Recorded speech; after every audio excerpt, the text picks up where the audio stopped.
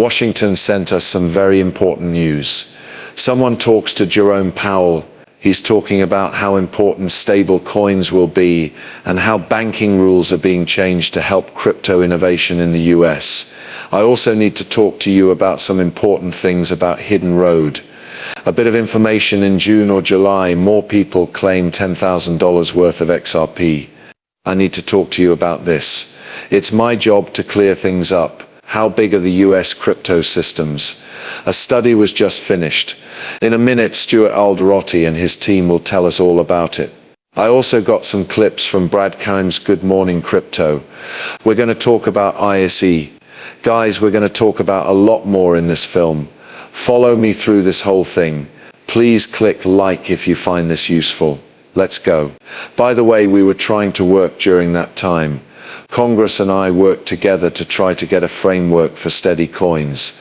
This would have been a good place to start. We failed at what we did. I believe that things are shifting, and that area is becoming more popular. The Congress is now looking at both of them again.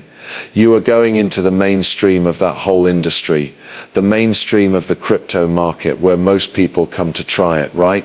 Not only can you buy and hold safe coins, but you can also take part in the process. Both the Senate and the House are looking at a plan for safe coins. This plan is a set of laws. If you know what's in it, that might be a good idea. We need that. Now, there isn't one. And stable coins are a digital product that could actually have a pretty wide appeal. They should have the usual kinds of customer protections and be clear. That's what the House and Senate are working on. That's a good thing then. Some of the rules and guidelines we gave to banks were also very conservative. You know, we were pretty conservative, and some other bank inspectors were even more so. I believe that will be loosened up a bit, and we will try to do it in a way that keeps things safe and sound, while also allowing and encouraging the right kind of innovation. But that doesn't put people at risk in ways they don't understand or make banks less safe and sound to begin with. Okay, so here are a few things. Stablecoin rules are of course very important and key. It is common for stablecoin rules to come before rules for digital assets in any given country. It works that way most of the time. But who knows? The Genius Act is in the Senate. The Stable Act is in the House. These are two stablecoin bills that are moving towards each other. They need to pick one. There are two different bills that can't make it through the House, the Senate, and the WH. People won't know what to follow because they will use different words and mean different things. To really show what stablecoin laws will be like in the United States, they need to pick the better of the two plans.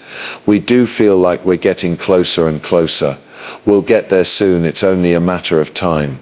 We want to get there before August. In August, Congress takes a break, which is kind of like a holiday, and we hope to get that done before then. Let me play this. What does a prime broker do? It's really pretty easy. This is about a secret road. When he says PB or something similar, it means prime broker. Okay, prime dealers, who are also known as third-party credit providers, put money into the market so that clients can trade across an entire ecosystem in a way that is safe for their capital and saves them money. This is especially true for crypto. As a top broker, we let our clients trade from anywhere, as well as after the deal, give up the spots to Hidden Road, who will then net and settle very fast. They can go to any bucket one crypto exchange and do spot perpetual swaps, futures and options. The second bucket is the over-the-counter OTC market, where they trade with market makers on both sides but give up the position to the main broker where it settles and nets. Third bucket for us is that we're the only PB in the world that will loan money for native crypto and cross-margin against futures and options that are controlled, like those on CME. Finally, the fourth group is non-custodial ECNs, where we offer credit to our clients. These include Rule Match and other new platforms that are quickly gaining market share. As a result, as a PB, we give our clients credit and margin loans to trade in all of these. The other party doesn't have to worry about us, so they can settle with us. It's a well-known company with a lot of money. The things we're not doing, is calling itself a PB, and then giving clients a place where all of their trades can go. Some of these so-called PBs are actually in charge of trade desks.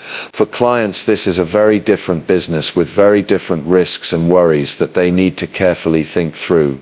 You should know that a lot of these companies that people call PBs are not controlled and don't have much money. Okay, so that's one reason why it might not be clear what we do and what we don't do.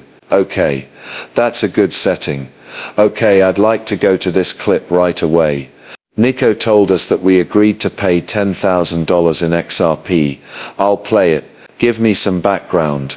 Will XRP still hit $10,000 this bull run? Right now, XRP is trying to take over the SWIFT banking system, which means it can definitely hit $10,000 during this bull run. A lot of people forget that every day, £5 trillion is moved through the SWIFT banking system. Every year they do about $1.2 quadrillion worth of business. Now the first thing that needs to be done to take over this SWIFT banking system is for ISO 222 to go live on July 14th. Also, he's mixing up the times here. He is not talking about SWIFT ISO. The Federal Reserve is what he is talking about. This is the new language that banks will need to use to send money across borders, and XRP is the first coin that works with it. This could cause XRP to hit 10,000, 15,000 or even 20,000. Okay, either he's not telling the truth or he doesn't know what he's talking about. First, let me show you a few different things. Okay, let's just talk about his dates. He said July 14th SWIFT. You know that date, right? But July 14th isn't SWIFT. This coming July 14th is Federal Reserve Day. We'll quickly add ISO to the FedWire Fund service in just one day. It's not SWIFT. The move is now being made by SWIFT. The first part began in November 2023 and ends on November 22nd, 2025. He's mixing up those two times. I'm interested in what else he has messed up. Just be very careful about who you get your information from. I don't know if this is advice or news, but some people are just, I don't know what this is, right? I'm not sure. You know, if Ripple moved $1.25 quadrillion a year, the price of one XRP would be around $20,000. There are 60 billion tokens in circulation, but listen, that wasn't so far-fetched. That's the only way you're going to get right. The only way Ripple could take over the SWIFT system is if something terrible happened to it. Yes, because don't forget that the quick rails will still be up. The newer lines make payments faster, cheaper and more efficient, but banks will still do what they want. Also, I believe everyone forgets that the SWIFT is made up of 11,500 banks. I'm not sure. Be careful about who you listen to out here, because some people are, I don't know if they mean well